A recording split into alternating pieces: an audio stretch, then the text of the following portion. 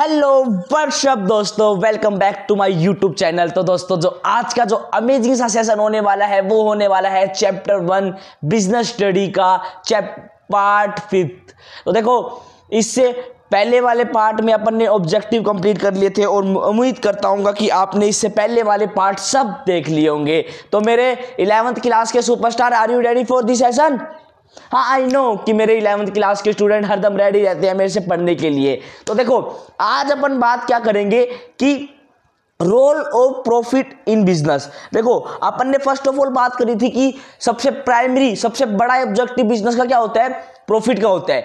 आज अपन बात करेंगे कि भाई प्रॉफिट तो कमा लिया, अब उसका रोल क्या है, भाई उसको कहाँ यूटिलाइज करे। प्रॉफिट तो कमा लिया, उसको कहाँ यूटिलाइज करे, ठीक है। तो भाई पॉइंट पढ़ते हैं अपन, भाई फिर एग्जाम्पल के साथ बात करेंगे, ठीक है दोस्तों। तो क्या बोलता है भाई इसमें, तो रेडी हो ना? तो भाई क्या बोलता है कि फॉलोइंग आर द पॉइंट्स, ये कुछ पॉइंट है जो कि दर्शाते हैं कि अपन को प्रॉफिट का ये रोल है, ठीक है। For long term survival of the business, for long term survival of the business first point है। अंडरलाइन कर लेना, बुक से पढ़ रहे हो तो, और प्लीज मेरे साथ अपने नोट्स बना लेना।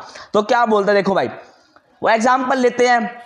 भाई ये मेरी एक एसजी सर लिमिटेड कंपनी है, एसजी सर लिमिटेड कंपनी है। धंधा किसका कर रहे हो सर? अभी तो टीचिंग का कर रहा हूं। वैसे इस एग्जांपल में धंधा कर रहा हूं, मान लो मैं शूज कंपनी, शूज का जूते बनाता हूं भाई, जूते, ठीक है। अब ये जूते तो मैंने बना दिए, मैं मार्केट में बेचने जा रहा हूं। मान लो ये जूते मेरे को पड़े 110 रुपये के, बेच रहा हूं मैं कितने में? 200 रुपये में। तो बीच में तो 90 है, वो मेरा क्या है? प्रॉफिट है, ठीक है। आप एक बात बताओ यार, मैं एक बिजनेस चला रहा हूं, मैं एक कंपनी चला रहा हूं शूज की। अगर मान लो मैं प्रॉफिट नहीं कमाऊंगा, मैं ये 110 का माल मतलब बना के आपको 110 में ही सेल कर दूं, तो क्या मेरा बिजनेस सरवाइव कर पाएगा? एक आप ही बताओ, क्या मेरा बिजनेस लॉन्ग टर्म के लिए सरवाइव कर पाएगा? नहीं कर पाएगा ना। और अपन ये भी बताया कि अपन को कि हर कोई जो बंदा बिजनेस चलाता है, हर कोई जो बिजनेस बंदा बनाता है या फिर हर कोई बंदा बिजनेस करता है, तो वो लॉन्ग टर्म के बारे में करता है, लॉन्ग टर्म के लिए करता है। ये नहीं है कि भाई आज खोल लिया, 10 दिन कमाऊंगा और पूरे साल ऐश करूंगा। सट्टा बाजारी वाला काम नहीं है भाई। बिजनेस कंपनी खोल के बैठे हैं, कंपनी के सब रूल एंड रेगुलेशन लगते हैं, तो ऑब्वियसली कोई भी अगर धंधा कर रहा है तो वो ऑब्वियसली लॉन्ग टर्म के लिए करेगा। ये नहीं है कि शॉर्ट टर्म के लिए कर लिया, ठीक है दोस्तों। आप यही बोलते हैं कि जब तक अपना, अगर मान लो अपना प्रॉफिट होगा तो ऑब्वियसली अपना लॉन्ग टर्म सर्वाइवल होगा। अब इसके अंदर पार्ट पढ़ते हैं, तो क्या क्या बोलता है कि profit help a business to continue to exist for a long term. अगर अपने कंपनी के अंदर प्रॉफिट होगा तो अपन लॉन्ग टर्म के लिए ही कमाएंगे, मतलब लॉन्ग टर्म के लिए हेल्प करेगा कि अपन को भाई लॉन्ग टर्म चलना है या नहीं चलना।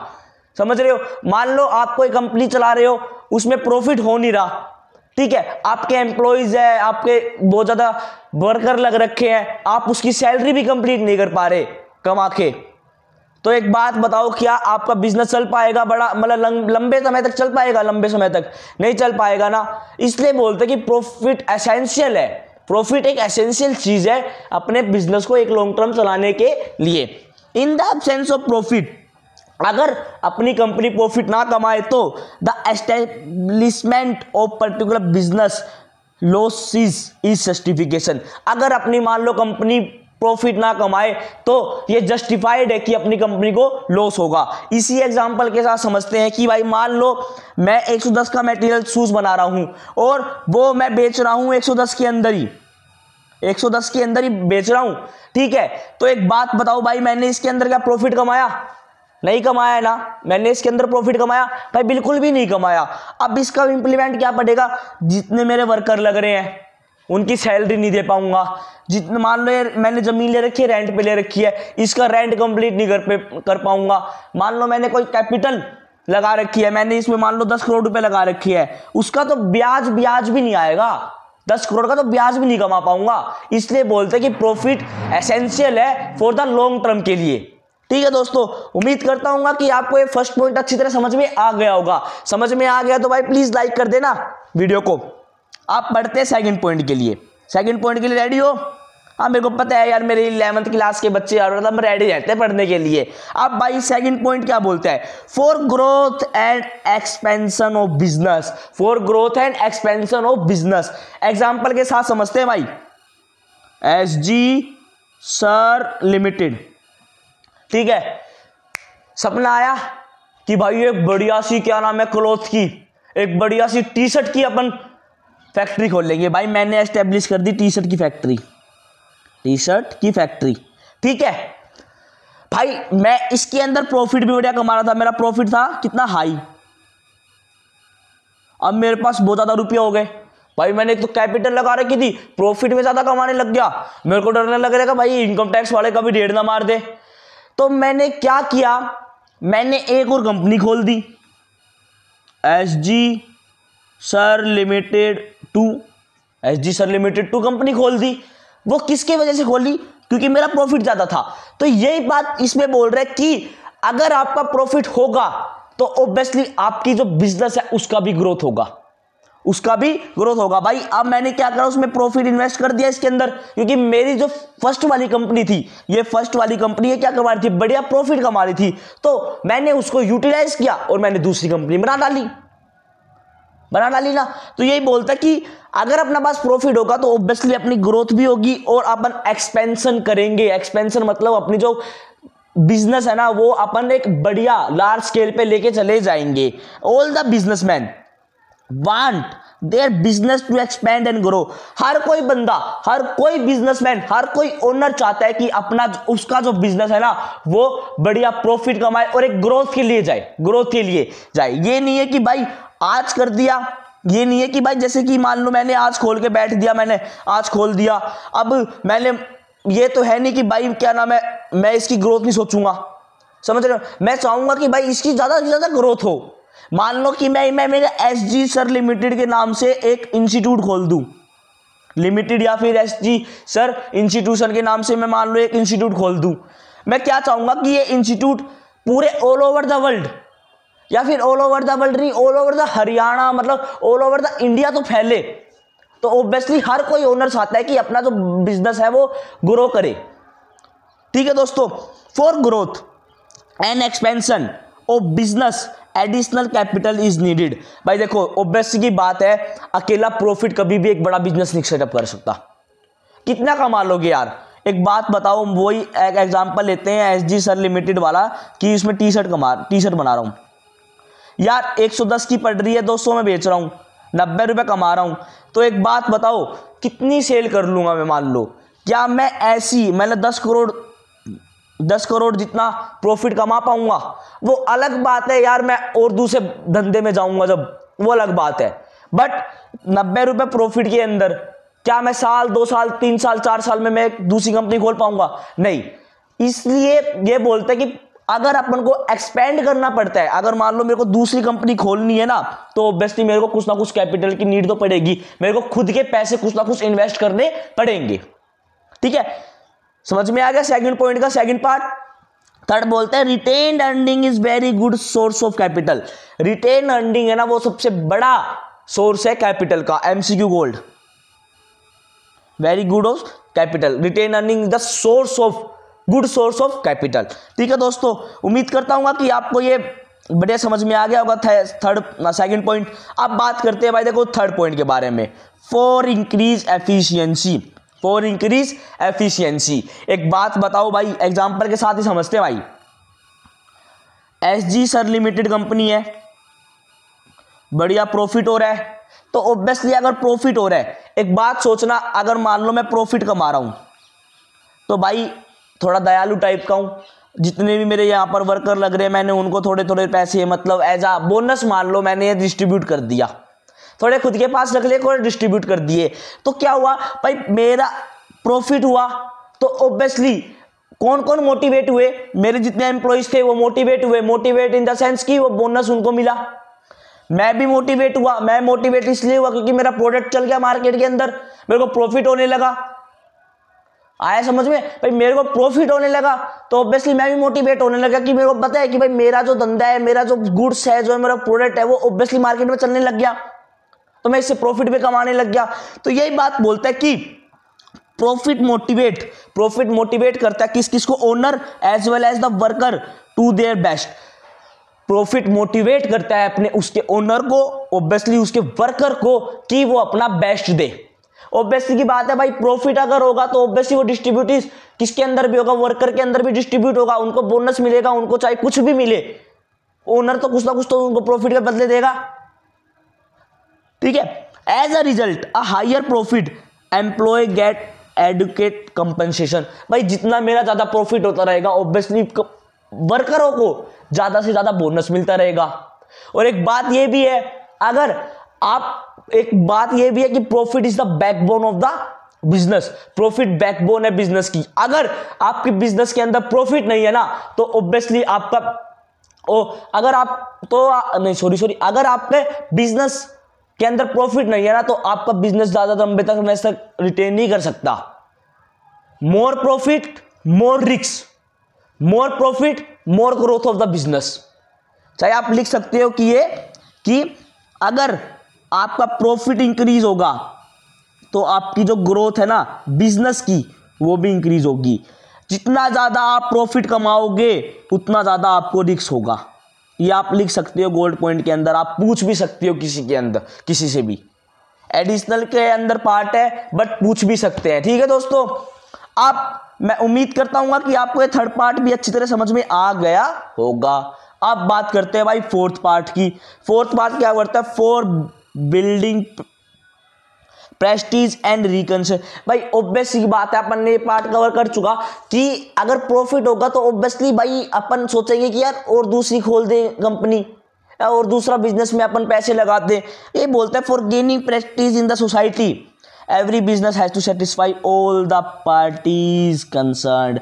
ऑब्वियसली भाई अगर प्रॉफिट होगा तो ऑब्वियसली भाई अपन क्या सोचेंगे कि थोड़ा थोड़ा सोसाइटी के अंदर भी डिस्ट्रीब्यूट कर दे पैसे, समझ रहे हो, थोड़ा थोड़ा डिस्ट्रीब्यूट कर देते हैं अपन सोसाइटी के अंदर। सोसाइटी वेलफेयर के लिए भी अपन यूज आ सकते हैं, अपन अपना जो बिजनेस का थोड़ा थोड़ा पैसा सोसाइटी के लिए अंदर भी लगा सकते हैं, जिससे कि क्या होगा, सोसाइटी के अंदर अपनी बिजनेस का नाम होगा, और बिजनेस का नाम होगा तो ऑब्वियसली अपना जो बिजनेस है एक बढ़िया स्टेट वे में चलता रहेगा और अपन उस अमाउंट ऑफ प्रॉफिट कमाते रहेंगे। और आपने ऑब्जेक्टिव के अंदर भी पढ़ा था कि बिजनेस का एम है सोशल ऑब्जेक्टिव को भी कंप्लीट करना। It has to supply. अब ये भी बात है भाई, अगर अपना प्रॉफिट बढ़ता रहा, कंज्यूमर अपने साथ अट्रैक्ट होते गए, तो अपन क्या करेंगे, गुड क्वालिटी देंगे। क्या देंगे अपन, गुड क्वालिटी ऑफ प्रोडक्ट अपन देंगे उनको, ठीक है, और सर्विसेज देंगे, और किसके, रीजनेबल प्राइस पे देंगे, रीजनेबल प्राइस पे देंगे। अब ये है, जैसे एग्जांपल समझते हैं भाई, ये मान लो मेरा धंधा है SG सर लिमिटेड का नाम से, ठीक है, वो चल नहीं रहा यार, वो चल नहीं रहा। मान लो मैंने एक कपड़े की दुकान करी थी, या फिर क्लोथ की एक मान लो मैंने बिजनेस किया था, वो चल नहीं रहा यार। एक बात बताओ, कोई कस्टमर आ गया तो मैं क्या सोचूंगा, मान लो ये कस्टमर है, मुन्ना लाल आ रहा है। अब ये मुन्ना लाल आ गया भाई सामान परचेज करने के लिए, मैं क्या सोचूंगा, यार ये बढ़िया प्रॉफिट देके चला जाए, जिससे कि मेरी कॉस्ट तो कवर हो जाए, मैं इसको काटूंगा बढ़िया वाला। तो ये क्या अगली बार आएगा, नहीं आएगा ना।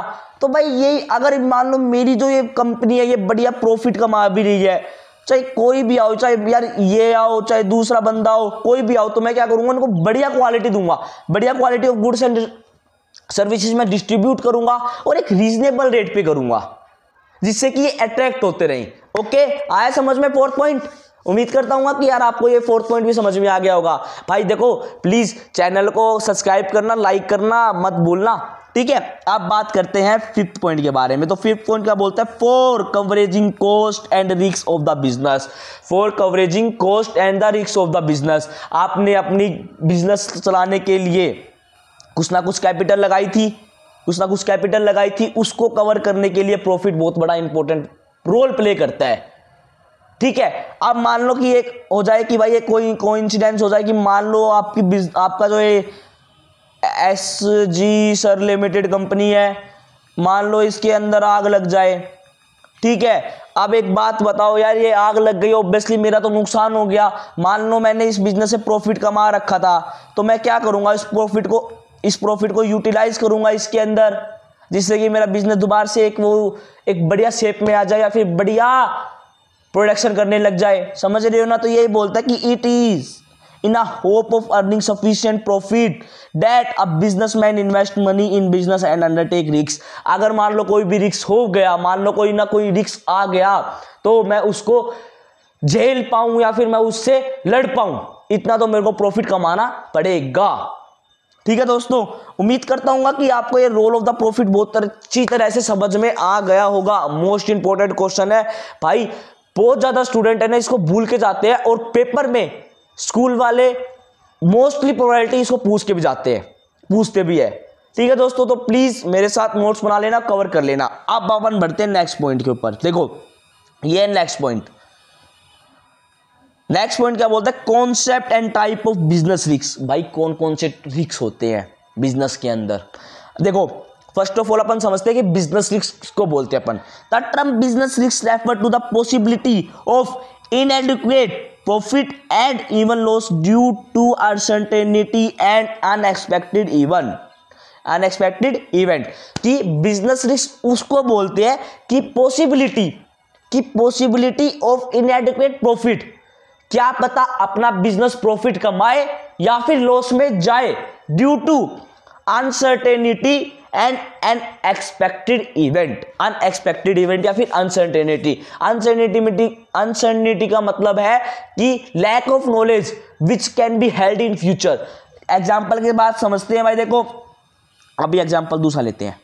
मान लो एक मोहन नाम का लड़का है भाई, उसने बिजनेस सेटअप कर दिया 10 करोड़ का, 10 करोड़ मान लो, हाँ 10 करोड़ 100 करोड़ मानते हैं भाई, उसके पास मोटे पैसे हैं, अंबानी का इकलौता बेटा है मान लो आप। ठीक है, 10 करोड़ का उसके इन्वेस्ट कर दिए, 10 करोड़ का उसने बड़ा बिजनेस खोल दिया।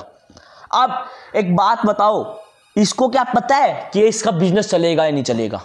पता है? मान लो आज उद्घाटन था, मतलब कि आज उसने ओपनिंग करी थी, ओपनिंग सेरेमनी करी थी, आज उसने गल्ला संभाला, क्या पता भाई उसका बिजनेस चलेगा या नहीं चलेगा? बट अनसर्टेनिटी है ना भाई, पता नहीं भाई फ्यूचर में इसका बिजनेस चलेगा या नहीं चलेगा। तो यही बोलता है कि भाई यही रिस्क है।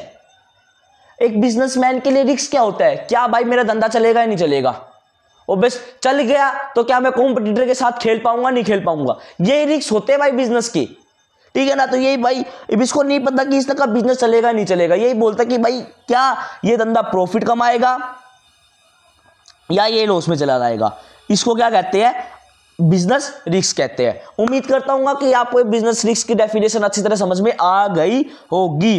ठीक है, अब बात करते हैं भाई type of the business risk. Business risk के क्या क्या टाइप है? देखो 2 टाइप है, स्पेकुलेटिव रिस्क और दूसरा है प्योर रिस्क। तो स्पेकुलेटिव रिस्क कौन सा रिस्क होता है? वो रिस्क होता है जो कि पॉसिबिलिटी दोनों की होल्ड करता है। किस किस की? Possibility of gain as well as the possibility of loss. क्या पॉसिबिलिटी ऑफ गेन मतलब क्या मेरा बिजनेस प्रॉफिट कमाएगा, मतलब मुनाफा करेगा या फिर लॉस में चला जाएगा, ये कौन होता है? स्पेकुलेटिव रिस्क होता है। मतलब इसमें बोलता है कि speculative risk involve both possibility of gain as well as possibility of losses. ठीक है, अब speculative risk arise due to change in market. मान लो आपका मार्केट, मान लो आपकी भाई ये जमीन थी, आपने क्या करा, अपनी बिजनेस है ना, आपने बिजनेस खोल दिया किसके अंदर? मेन मार्केट के अंदर।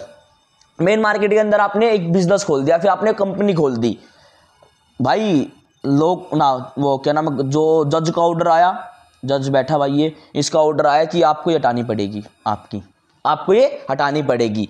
आपने क्या करा, आपने भाई अपने मतलब इस शहर से दूर, थोड़ी सी दूर जाके आपने एस्टेब्लिश कर ली ये वाली कंपनी, डिट्टो सेम। तो यही बोलते कि अगर मान लो इसमें भी थोड़ा देखो चेंज है, अगर मान लो आपने कुछ ना कुछ चेंज करा, मतलब आपने अपनी पोजीशन उठा के वहां से वहां रखी, तो ऑब्वियसली आपका जो मार्केट है वो थोड़ा थोड़ा चेंज हो गया। तो ये बोलता है कि स्पेकुलेटिव रिस्क किस किस से अराइज होता है? क्या? Change in market condition, market का कंडीशन चेंज हो जाने के बारे में, including fluctuation in demand and supply. अगर मान लो भाई आपने कोई प्रोडक्ट बना रखा था, उसकी डिमांड ज्यादा थी, सप्लाई कम थी, तो ये भी क्या कर सकता है? ये भी आपके लिए लॉस कर सकता है। या फिर आपकी भाई जितनी डिमांड थी उतनी सप्लाई थी, तो आपको क्या कर सकता है? ये गेन करवा सकता है। तो ये चेंजेस है। और एक चेंज इन द प्राइस के अंदर चेंज होना। मान लो कोई आपका कॉम्पिटिटर है, वो ही सामान सस्ता बेच रहा है, तो वो change in the price and fashion. भाई आपको पता है मॉडर्न जमाना है, ऑब्वियसली अगर आप सामान बेच रहे हो ओल्ड फैशन तो नहीं चलेगा, न्यू फैशन बेच रहे हो तो ऑब्वियसली आपका मार्केट है या फिर आपको जो क्या नाम है बिजनेस है वो चलेगा। टेस्ट एंड द कंज्यूमर, आप वही प्रोडक्ट लेके आ रहे हो जो कंज्यूमर को चाहिए तो ऑब्वियसली आपका बिजनेस चलेगा। आप वो प्रोडक्ट नहीं लेके आ रहे जो कंज्यूमर को नहीं चाहिए तो वो नहीं चलेगा। ठीक है दोस्तों, ये है स्पेकुलेटिव रिस्क। उम्मीद करता हूँ कि आपको स्पेकुलेटिव रिस्क समझ में आ गया होगा। मोस्ट इंपोर्टेंट है भाई, 4 मार्क्स का हरदम पूछा जाता है, हरदम नहीं, नियर अबाउट आपका स्कूल एग्जाम में 2-3 बार तो स्कूल वाले खुद पूछ लेंगे 4 मार्क्स का। ठीक है दोस्तों, तो प्लीज इसको अच्छी तरह से रिवाइज करके चले जाना। आप बात करते हैं प्योर रिस्क की। भाई प्योर रिस्क क्या बोलता है? Pure risk involve only the possibility of loss and no loss. ये जो प्योर रिस्क है ना वो किसकी पॉसिबिलिटी दिखाएगा? लॉस की। क्या लॉस हुआ है, क्या लॉस नहीं हुआ।